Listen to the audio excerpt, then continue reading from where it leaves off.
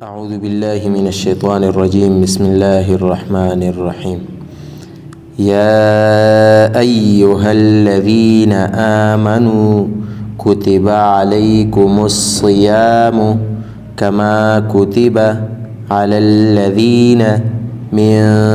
قبلكم لعلكم تتقون أياما معدودات فمن كان منكم مريضا أو على سفر فعدة من أيام أخر وعلى الذين يطيقونه فدية طعام مسكين فمن تطوع خيرا فهو خير له وأن تصوموا خير لكم إن كنتم تعلمون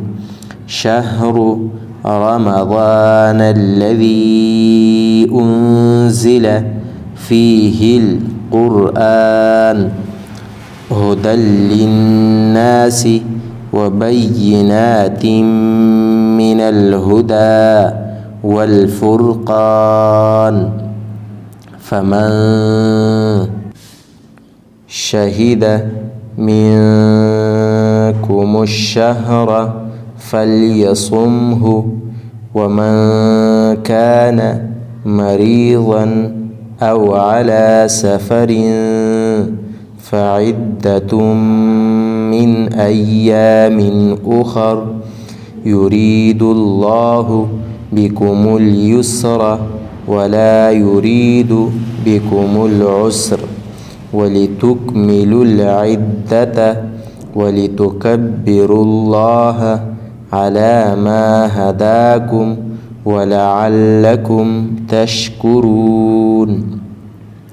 وإذا سألك عبادي عني فإني قريب أجيب دعوة الداع إذا دعاني فليستجيبوا لي وليؤمنوا بي لعلهم يرشدون أحل لكم ليلة الصيام الرفث إلى نسائكم هن لباس لكم وأنتم لباس لهن علم الله أنكم كنتم تختانون أنفسكم فتاب عليكم وعفى عنكم فالآن باشروهن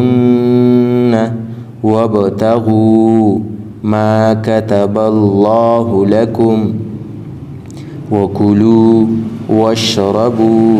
حتى يتبين لكم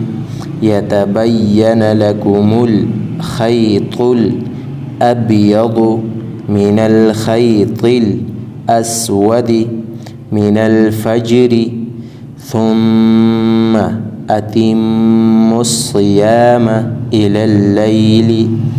ولا تباشروهن وأنتم عاكفون في المساجد تلك حدود الله فلا تقربوها كذلك يبين الله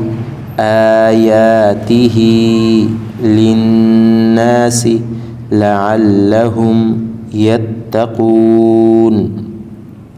ولا تأكلوا أموالكم بينكم بالباطل وتدلوا بها إلى الحكام لتأكلوا فريقا من أموال الناس بالإثم وأنتم تعلمون. صدق الله العظيم.